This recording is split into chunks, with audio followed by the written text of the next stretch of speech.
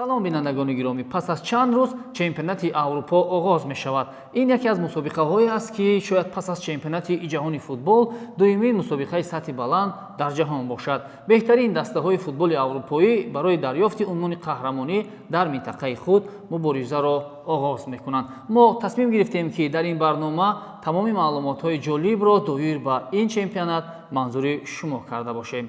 Аниқтар аз шоми 14 июн расман чемпионати Аврупо оғоз мешавад. Ин мусобиқа дар варзишгоҳи Баварияи Мюнхен баргузор мегардад. Аввалин дидорро шумо метавонед дар ин варзишгоҳ тамошо бикунед. ҳамзамон ин варзишгоҳ дорои 67 000 ҷои нишаст буда, мухлисон ва ҳаводорони футболро на танҳо дар варзишгоҳ, балки дар тамоми ҷаҳон гирди экранҳо ба ҳам хоҳад овард. Агар ки 14 июн мусобиқа оғоз бишавад, пас 14 июл ин мусобиқа дар варзишгоҳи олимпии шаҳри Берлин ҷамъбаст мешавад. ҳамзамон маросими ҷамъбастӣ ё бо шукӯҳи финал маҳз дар ҳамин варзишгоҳ, варзишгоҳи олимпии шаҳри Берлин баргузор хоҳад шуд. Акнун мегзарем ба чанд тан аз маълумотҳои ҷолиби ин чемпионат. Дӯстони гиромӣ, аз рӯи шумора ин 17-умин чемпионати Аврупо маҳсуб мешавад, ки 24 тими футболи ин қитъа барои ба даст овардани унвони қаҳрамонӣ муборизаро оғоз мекунанд. Медонед, ки қаҳрамони мавсими гузашта ё чемпионати гузашта кадом даста аст? Албатта, ки ин Италия дар финал Англияро шикаст дода, барандаи унвони қаҳрамонӣ дар Аврупо гаштааст. Аммо Италия пас аз он ки унвони қаҳрамониро дар Аврупо ба даст овард, баъдан дар чемпионати ҷаҳон ширкат карда натавонист, зеро ба марҳилаи ниҳоии он роҳ наёфт.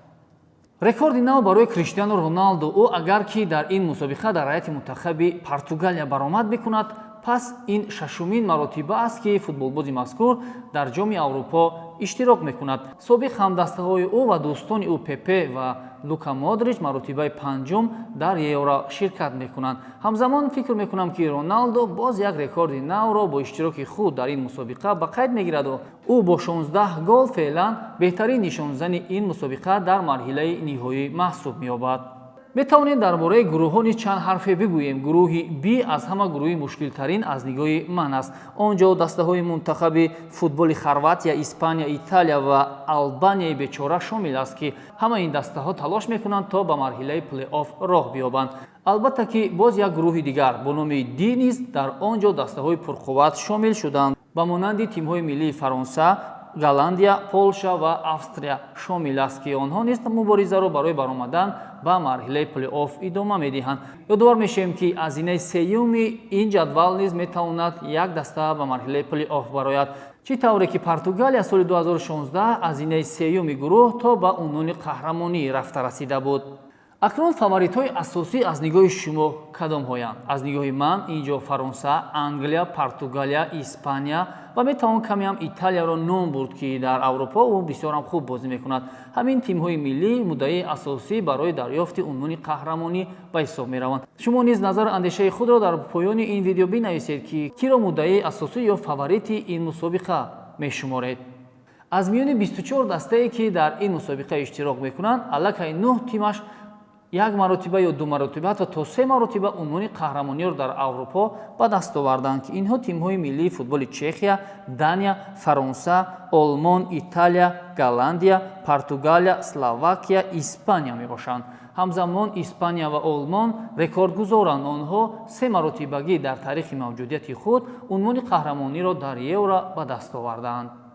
агар мо дар бораи онҳое, ки қаблан унвони қаҳрамониро дар Аврупо ба даст оварда буданд ҳарф задем, акнун навбат ба он аст, ки киҳо бори аввал дар таърихи мавҷудияти худ дар ин мусобиқа иштирок мекунанд. албатта ин тимҳои миллии футболи Босния ва Герцеговина, Эстония, Гурҷистон, Исроил, Қазоқистон ва Люксембург мебошад, ки онҳо дар таърихи худ бори аввал дар марҳилаи финалии ин мусобиқаи қоравӣ иштирок мекунанд. ва аз ин тимҳои дебютант чиро интизоред? ҳатман назари шуморо ҳам мунтазирем.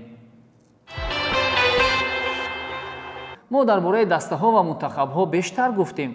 акнун навбати он аст, ки киҳо ва аз зумраи ҳамон ситораҳоеро, ки мо дар назар дорем, шумо мешиносед, дар Евро ширкат намекунад.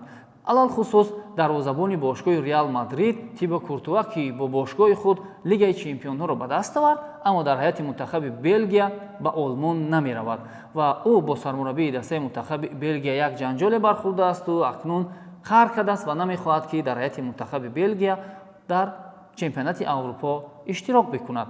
ҳамзамон метавон Маркус Рашфордро низ инҷо ном бурд. Бечора дар ҳайати мунтахаби Манчестер Юнайтед хуб баромад накард ва ин боис шуд ки сармураббии дастаи мунтахаби Англия ӯро ба тими миллӣ даъват накард. Инҷо боз як ҷабрдидаи дигар метавон Санчесро ном бурд. ҳарчанд дар ҳайати Боруссия Дортмунд то финали Лигаи Чемпионҳо рафт, вале дар ҳайати мунтахаби Англия барои ӯ ҷо нест.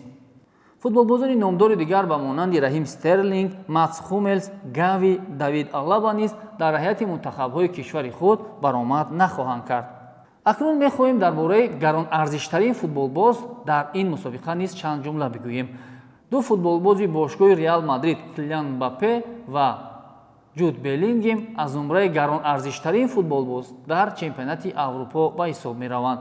шумо чӣ назар доред? оё онҳо ин арзише ки доранд метавонанд дар амал татбиқ бикунанд, яъне бо голҳои худ дастаи мунтахабашонро кӯмак бисозанд?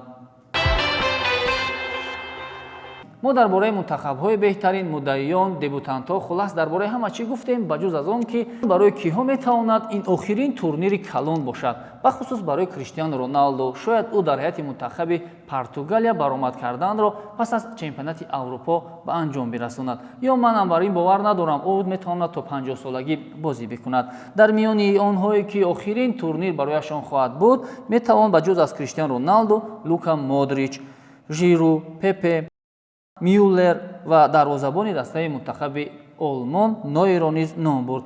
ҳамзамон нимуҳофизатгари мунтахаби Олмон Тони Кросс низ расман эълон намуд ки пас аз иштирок дар чемпионати Аврупо ба корномаи варзишии худ хотима мебахшад. мо низ дар ҳамин ҷо ба барномаи худ хотима мебахшем. То дидорҳои навбатӣ сарбаланду муваффақ бимонед.